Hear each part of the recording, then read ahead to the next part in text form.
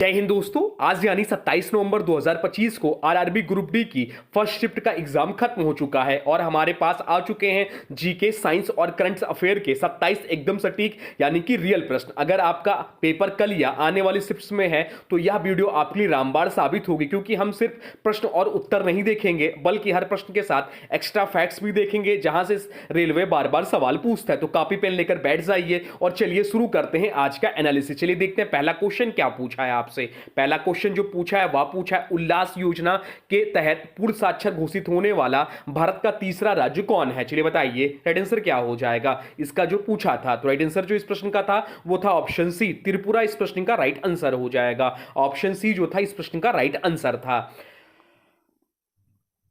त्रिपुरा को 23 जून 2025 को उल्लास योजना के तहत भारत का तीसरा पूर्ण राज्य घोषित किया गया। इससे पहले जो क्रम था यह भी इंपॉर्टेंट है। पहला था मिजोरम, दूसरा था आपका गोवा। उल्लास योजना है क्या? तो उल्लास योजना जो है 2022 से 27 का उद्देश्य 15 प्लस आयु वर्गों के बुनियादी पढ़ना लिखना और संज्ञा ज्ञान सिखाना है।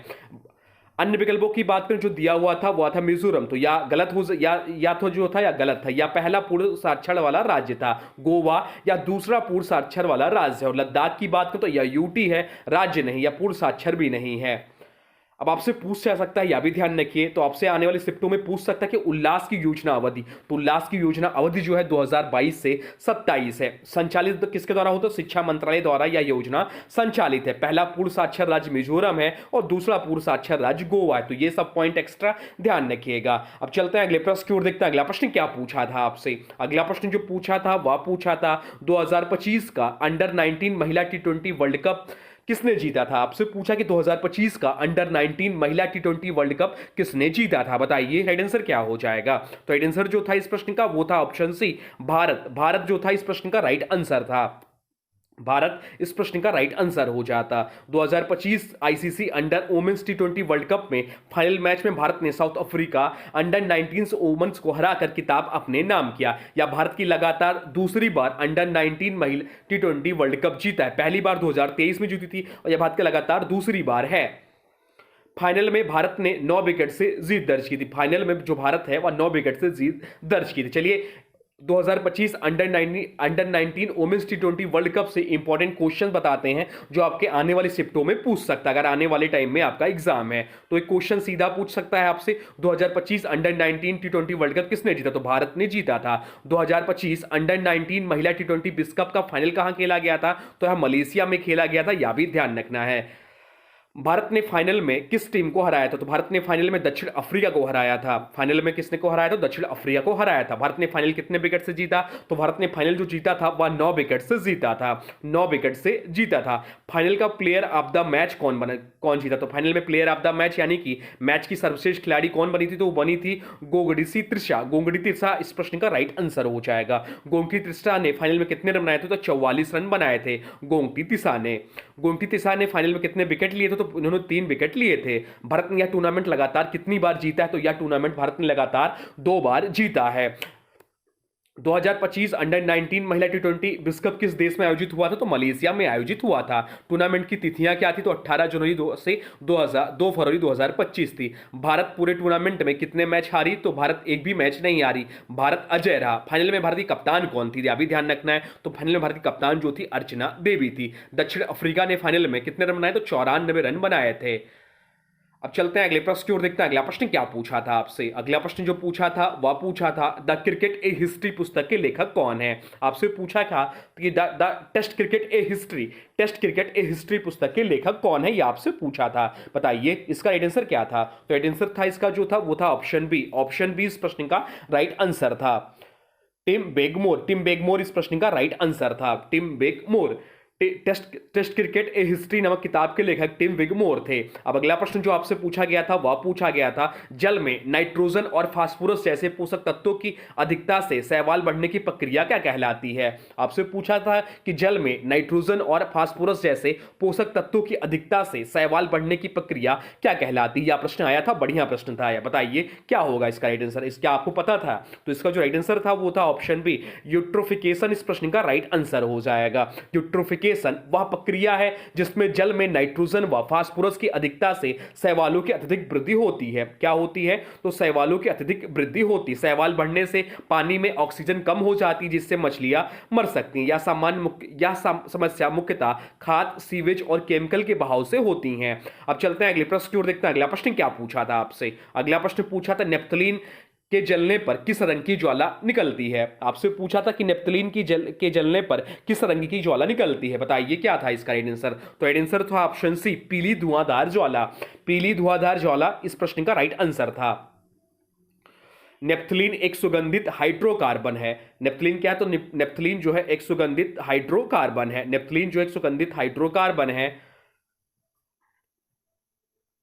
ज्यादा कार्बन, जो कार्बन की मात्रा अधिक होने के कारण पीली धुआंधार ज्वाला देता है। ज्यादा कार्बन वाले यौगिक पूरी तरह नहीं जलते, इसलिए अपूर्ण दहन के कारण धुआं बनता है। यही कारण है कि जब सुगंधित यौगिक जैसे बेंजीन, टोल्यून भी सूपी पीली ज्वाला देते हैं। अन्य विकल्पों की बात करें जो दिया होता है नीली ज्वाला, तो पूरी तरह जलने वाला ईंधन जैसे एलपीजी, अल्कोहल देते हैं। हरी ज्वाला की बात करें तो तांबा यानी कि कॉपर कंपाउंड जलने पर दिखाई देती है हरी ज्वाला। और लाल ज्वाला सोडियम या स्टार्सियम जैसे धातु लवण देते हैं लाल ज्वाला। तो ये सब पॉइंट ध्यान रखना है।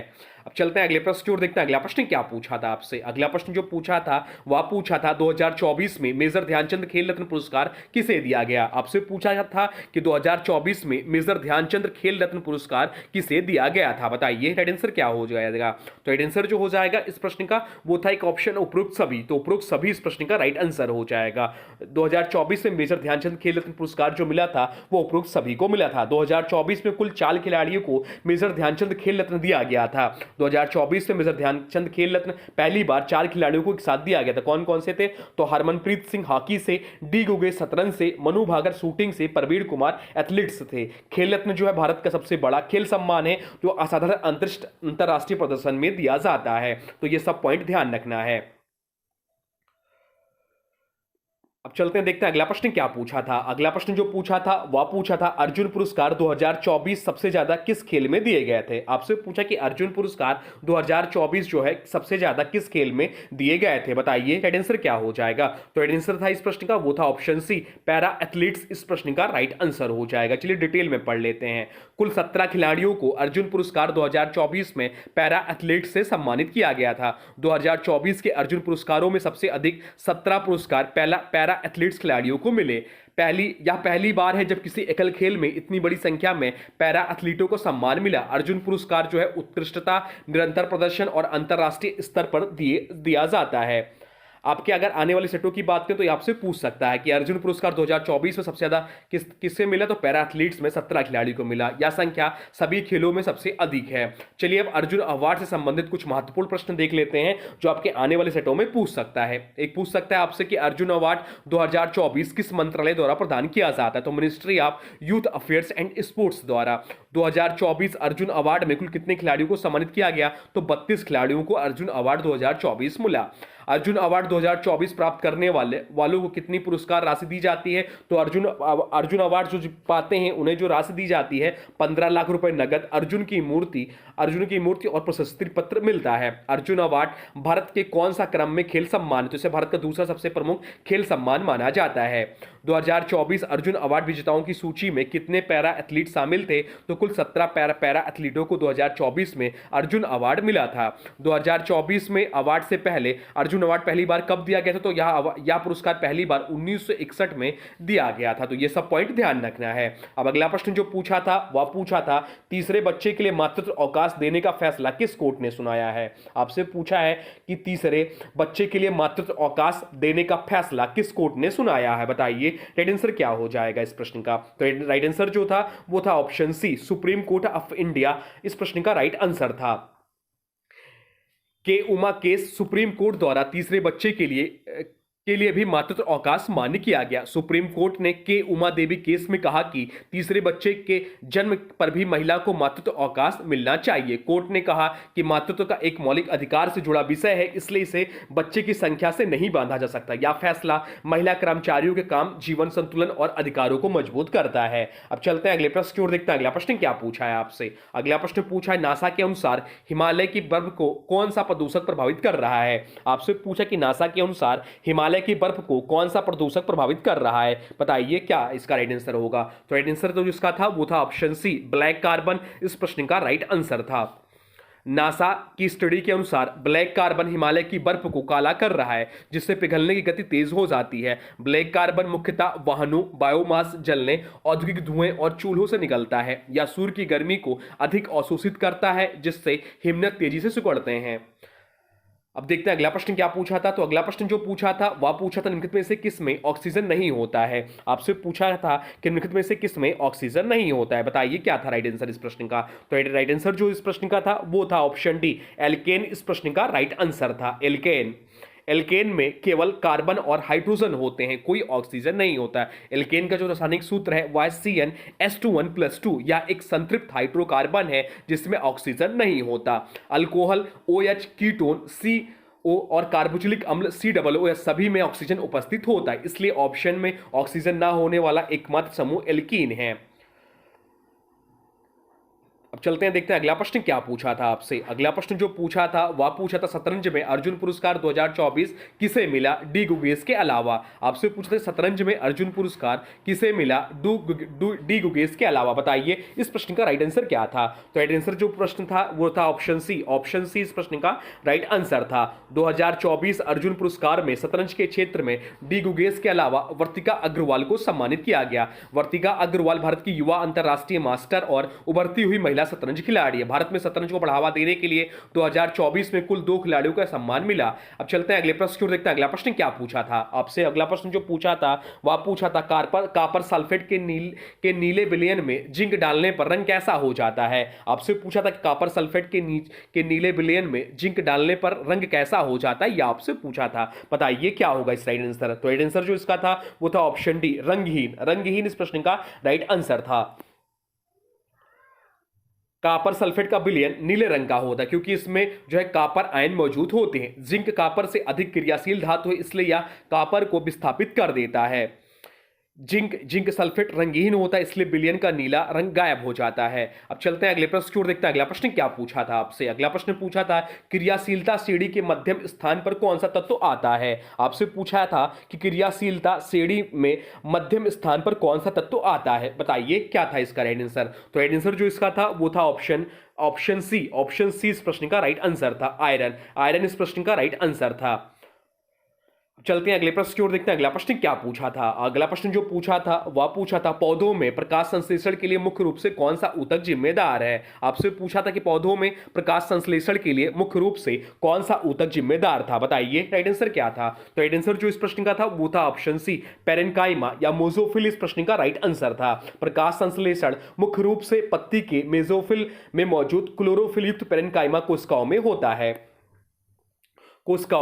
मेजाफिल 2 भागों में होता है, पेलिसेड पेरेन्काइमा मुख्य प्रकाश संश्लेषण और स्पंजी पेरेन्काइमा। गैस बिन में पेरेन्काइमा कोशिकाएं नरम, पतली, दीवार वाली और क्लोरोप्लास्ट से भरपूर होती हैं, इसलिए इनमें अधिकतम प्रकाश संश्लेषण होता है। बाकी विकल्पों की बात तो जाइलम पानी और खनिज ऊपर ले जाने का कार्य करता है। फ्लोयम भोजन का परिवहन करता है, प्रकाश संश्लेषण नहीं हो। कोलेकाइमा यांत्रिक समर्थन देता है, फोटोसिंथेसिस में प्रमुख भूमिका नहीं इसका है। अब चलते हैं अगले प्रश्न की ओर, देखते हैं अगला प्रश्न क्या पूछा था आपसे। अगला प्रश्न जो पूछा था वह पूछा था 22 अनुसूचित भाषाओं में युवा लेखकों को कौन सा पुरस्कार दिया जाता है। आपसे पूछा था कि 22 अनुसूचित भाषाओं में युवा लेखकों को कौन सा पुरस्कार दिया जाता है। तो इसका जो राइट आंसर था वो था ऑप्शन बी, ऑप्शन बी इस प्रश्न का राइट आंसर था।